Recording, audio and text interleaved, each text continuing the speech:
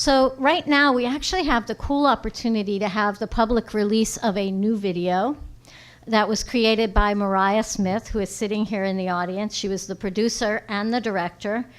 And what's interesting for me is I met Mariah when she was an undergrad. And she was a young student that she was a colleague of, couldn't get broadband internet at home in New York City. And so it frustrated her and upset her so much, she created a documentary about it. And I was in that documentary because at the time I was working in Boston on issues related to digital equity. And so I got to know her when she was quite young. I've been at this a long time, and now Mariah's been at it for several years and really is passionate about issues related to digital equity. And so I'm going to turn it over to Mariah to talk a little bit about it. We're going to then show the video. We'll take a couple of questions at the end. So thank you so much for being here, Mariah, and allowing us to be the public release.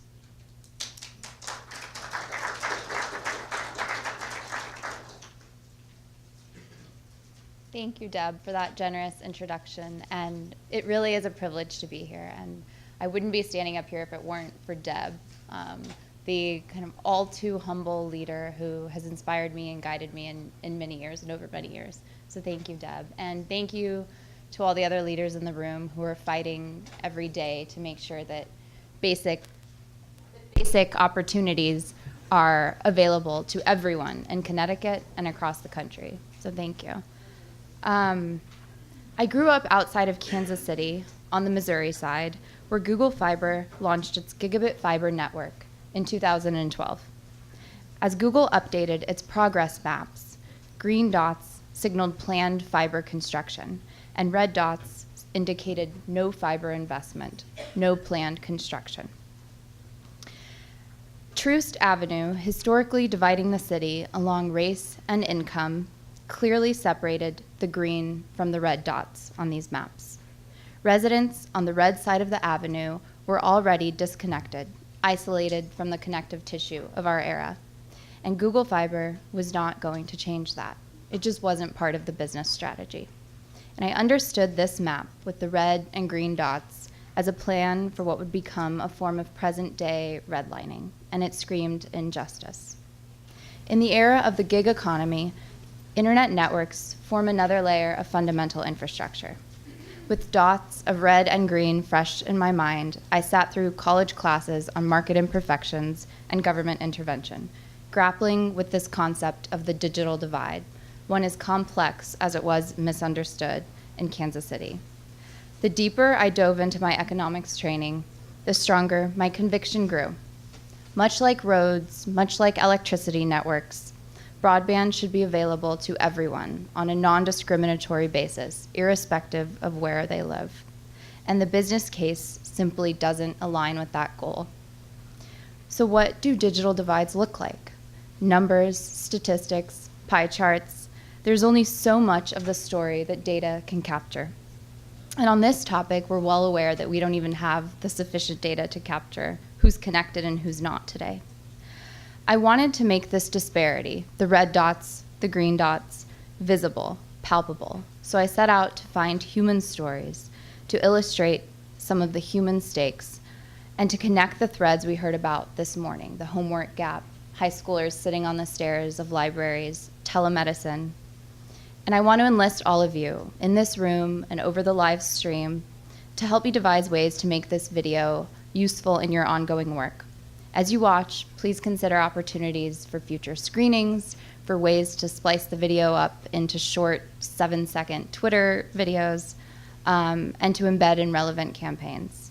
Let's get creative. And in the words of Representative Elliott from this morning, let's popularize this idea. So the Dividing Line series, this video, which is about 15 minutes, is the longest one of the series. And on the website, dividinglines.org, there are a couple shorter videos highlighting rural infrastructure divides. So without further ado, let's get this rolling.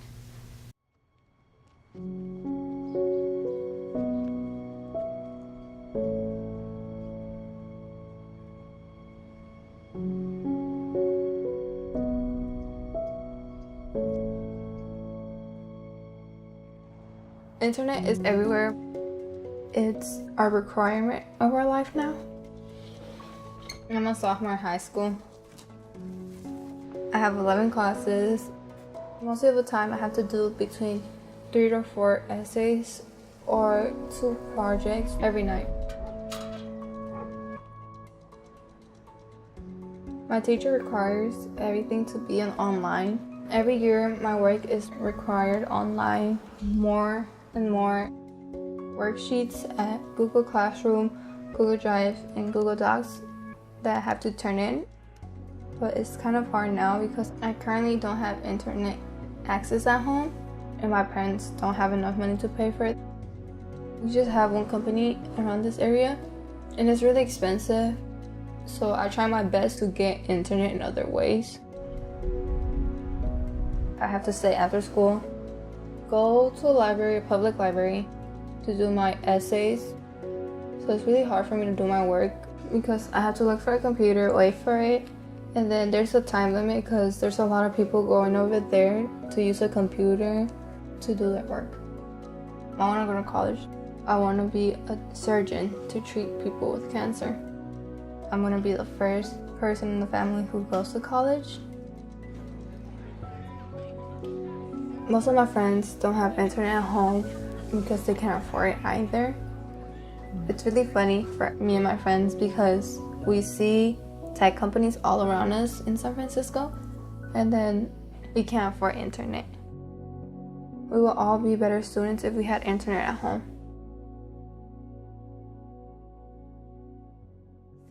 Mi esposo y yo trabajamos tiempo completo. Tengo el bill de la renta, el teléfono, gas, puente.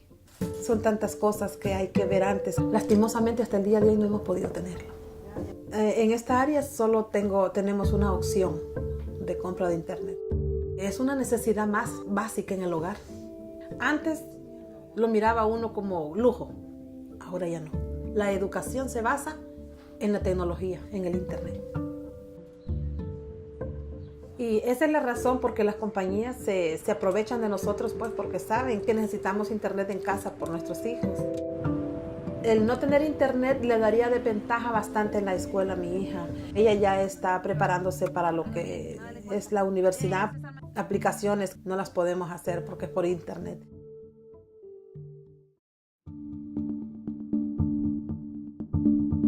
About 60 million people who live in the United States do not have high-speed internet at home. The majority of those people cite expense as the reason for why they don't have internet at home. Those people who are without internet access at home are predominantly disabled, minorities, under-resourced, underprivileged. They're the people who are just being left behind in all other aspects of their lives here in the United States. And as most people know, if you don't have internet in America, you will be left behind. Having access to a smartphone is not enough. It's very difficult to apply for jobs, for children to do their homework.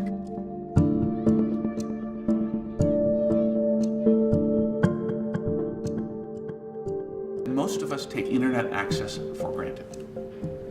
And to be quite frank with you, I believe everyone in our society should be in a position to take it for granted, because it is so fundamental to our daily lives.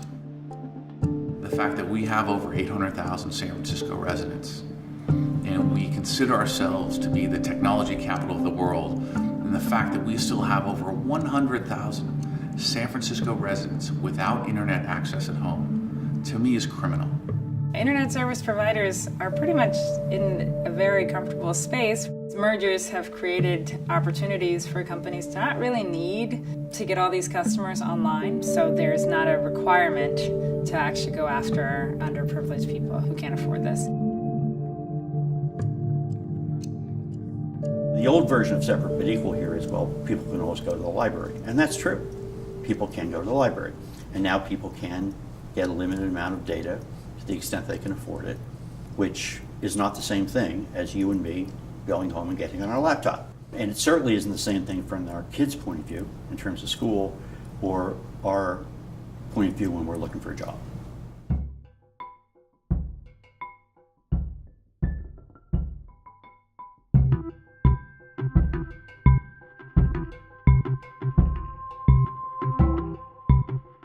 biggest barrier to kind of routine internet access and use is simply affordability.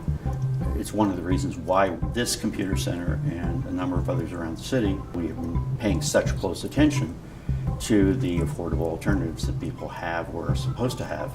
AT&T's so-called access program is offering service at the best speed you could get, up to 10 megs for $5 to $10.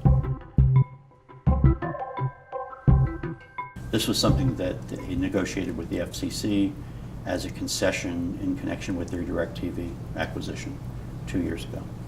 This was the old FCC where the FCC actually used to say, you need to do something for poor people as part of this deal to make $1 billion. So this was AT&T's concession. If we were going to advertise this service, we certainly didn't want to be advertising in the neighborhoods where it was not available.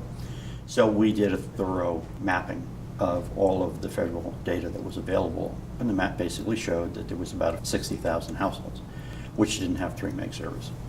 You may say, what, 3 meg down? Who doesn't have that, right? Well, the answer is about a fifth of the city. I'm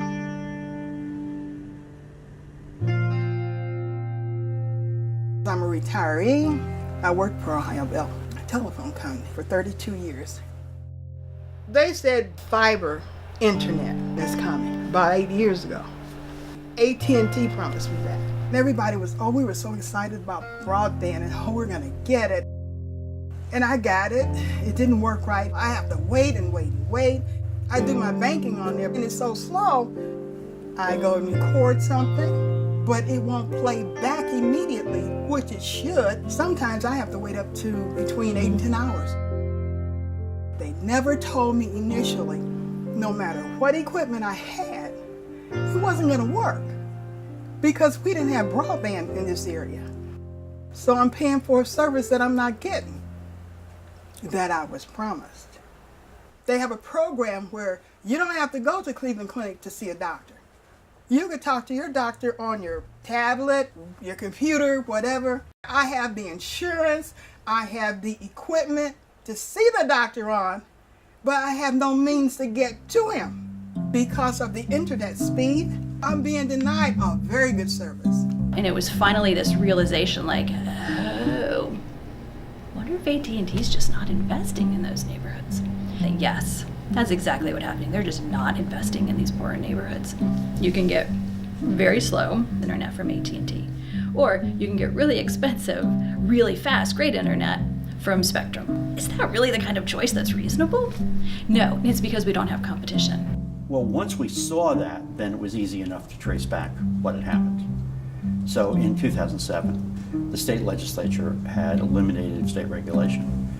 And they did it supposedly so AT&T would go out and build competitive cable systems.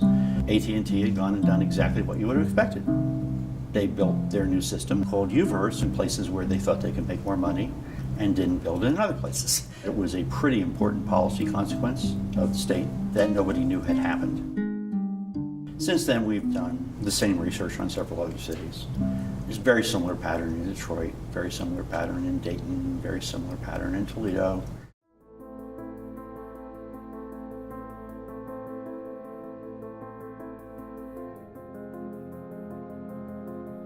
AT&T has discriminated in the deployment of its service to low-income African-American neighborhoods in Cleveland and Detroit, and the FCC has the power to call them to account on it. The FCC can stop them from doing it, but now they're not going to.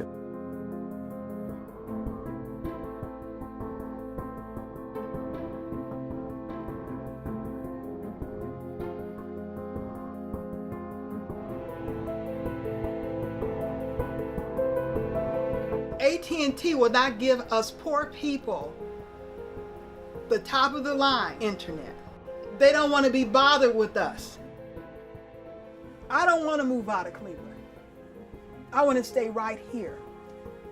I shouldn't have to move not to be discriminated against. I'm losing a lot of things that I could have because of it.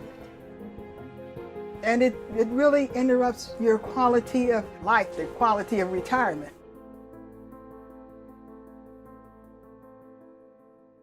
The internet has become the platform on which the world works.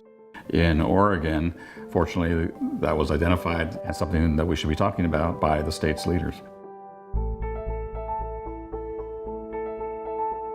Oregon has been engaged in public policy planning around telecommunications as a strategic issue for the state for over 25 years.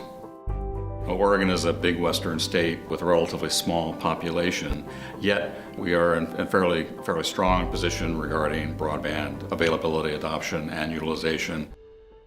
La Grande is nestled in the middle of the Blue Mountains, and it's an amazing, wonderful place to live.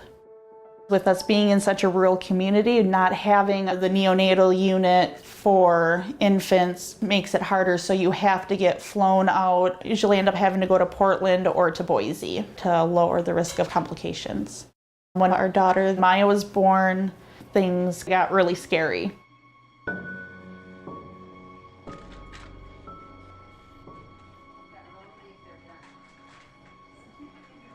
My doctor told me there's problems, she's not breathing, but we're working on her. They started resuscitating her and doing CPR right away while I was laying there. It was absolutely terrifying and a mother's worst nightmare. Maya was born with high drops. She was born with fluid in the chest cavity, and the survival rate for high drops is slim. On average, only 10% usually survive. We needed help to know what our next steps would be and to know how we were going to treat this, because this is something that we don't see in a rural hospital often. But having telemedicine here and having our robot allowed us to have a neonatal intensive care physician at our shoulder helping us all along the way. They did a phenomenal job keeping her breathing, keeping her alive. The telemedicine program is a godsend.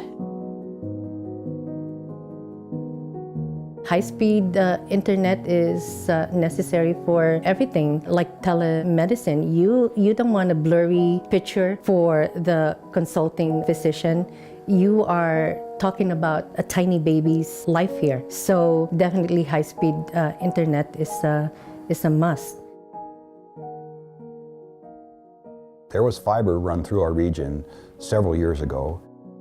I don't believe we would have been able to establish our telemedicine program without fiber running through our community. Just because you live in a rural community doesn't mean you shouldn't have access to urban medicine. And with our broadband connectivity and our state-of-the-art telemedicine devices, we can offer that to anyone.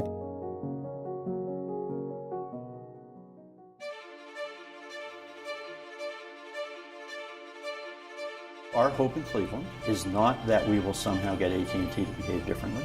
They're not going to do it. They've made really clear they're not going to do it. If we believe that everyone should have access to high-speed internet in this country, then the government has to get involved where companies are not doing their part. To our leaders at the FCC, the internet is essential for everybody.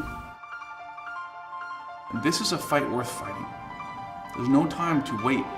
We are effectively leaving generations behind in our society. But I think most of this is happening without people realizing it. Now, most people have busy daily lives. Everyone does. We're raising children. We have multiple jobs. We're doing everything we can. But unless we engage, unless we vote, unless we engage on the issues, quite frankly, it's all of us to blame. And people are railroading us into the future that we do not want. I feel betrayed because of this internet. I need internet at home to finish high school, to go to college. I really wish somebody could fix this because right now I only have 2 more years of high school and I can't wait for it.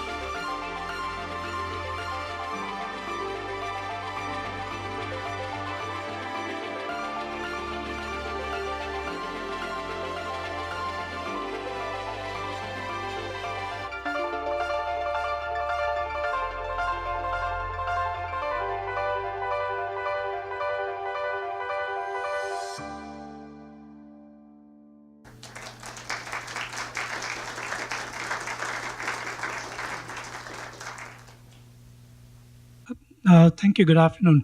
I'm going to talk about the healthcare aspects of it. There was a study by the FCC itself, 2016, of mapping public access and healthcare, and they found all kinds of correlation with diabetes and so on, high incidences of health disparities. But yet, the FCC refuted their own study and went on with net neutrality. What can be done about it? I mean, cost of health disparities varies by state. In Connecticut alone, it's about $600-700 million, just avoidable healthcare costs. So can the states take it on by themselves? I think that's a really solid question. And I think Oregon is a specific example of a state that decided at the state level over almost 2 decades ago that this was going to be an important issue, and not just for the telemedicine, telehealth aspect, but for economic development more broadly. And so applied for grants and utilized some of the stimulus package in 2008 and 2009 to develop their fiber rings in the state. So they were very forward thinking, and a lot of states didn't necessarily have the leaders that could see that far in the future, and we're kind of left now with smaller pockets of funding, and especially when the federal level, the FCC is moving away from, I mean, mouthpiece might be that internet access is an essential utility, but regulatory-wise, we're moving away from overseeing that and creating the pools of money. So I personally think at the federal level, we need to start setting the agenda for 2020 presidential candidates and make this kind of the hot topic issue that it was a couple of years ago with net neutrality, but in a renewed light, in a renewed force. I think it's been waning a little bit. So Art, this is why we're doing cards. But I'm going to come around. And we'll pass. Thank you. Hi, I'm Art from upstate New York. And can you talk about digital inclusion and digital inclusion policies as it relates to this? Because there is a National Digital Inclusion Alliance, and you can find it on the internet. And they're dealing with this, policy of digital inclusion and who's being excluded, and basically what can be done to, address some of these policies that was in your movie. Right, exactly. And I think, so Angela Seifer, who is in the video, is from NDIA, National Digital Inclusion Alliance, and has been spearheading a lot of the efforts across the country. And I think this is where we're getting into kind of, the words complex came up a lot this morning about the different layers of digital divides in this country, and devices and access to devices, and then classes to learn how to utilize internet access most readily, is sort of, it's all tangled together in the same issue, but it's a little separate from, I think, what a lot of people here today are looking at as the infrastructure layer and the infrastructure component. And the cases in this documentary specifically tapped much more into that fundamental layer, the where are companies building, where are they not upgrading, and sort of what gaps we need to fill in terms of the infrastructure development. And the literacy kind of training and classes and access to devices on top of that is, I would say, worthy of a full-length feature film. I will say that in Cleveland, I spent a lot of time with community organizations that are focused on the literacy and device aspect angle. And the threat right now is to the Lifeline program, which the FCC is threatening. So at the federal level, we're seeing a program that has been sort of a stopgap measure for a lot of people who don't have the high-speed fiber connections in their homes. They've been able to get subsidized data plans for cell phones. That program is being threatened out now at the federal level. So I think that could be a big connector between the fundamental infrastructure divide and the basic access to devices. Another question. Is this video available online, and can people access it? Yes, As of this evening, this 20-minute documentary will be available online on dividinglines.org, and you're welcome to share it as widely as you can and use it. It's for you. And there are 2 more videos on the website that are up there right now that focus on Tennessee as an example of a state that has seen a lot of political shenanigans in the state house that are preventing, you heard earlier this morning, Chattanooga, Tennessee, are preventing fiber providers like EPB in Chattanooga to expand into more rural parts of the state where the demand is incredibly high right now, and there are just no providers that are trying to get there. So, dividinglines.org. I have a final question for you. You've been working in the space for a long time. No, I know you're young, but you have been. And so you did this series of documentaries, and I'm really curious to know, what is the new thing you learned that you didn't know before? What have you learned about the digital equity issue in general that you can share? Thank you for that question. I think when I was working on this film specifically, I went to more than just San Francisco, Cleveland, and Oregon. I was in a few different, more urban environments, and I realized that, well, I'm definitely not in high school or middle school anymore, but I realized that middle schoolers and high schoolers today have words and terms for people who can't do their homework at home, and one of those is leaners. So they call them the leaners because they're at the library or at the McDonald's or the Starbucks at 10 p.m. at night, 11 p.m., leaning against the building that's locked to pick up the Wi-Fi signal. And in a lot of these communities, especially in urban areas, these leaners are seen as nuisances. And so a lot of these companies are closing their Wi-Fi connections, shutting them down after a certain time in the evening. And so I guess I didn't realize before talking to school children that they see this as an issue too, and it's their friends, and that's, I think that's where the urgency comes from. Thank you so much. We really Thank you, appreciate Jen. your being here today.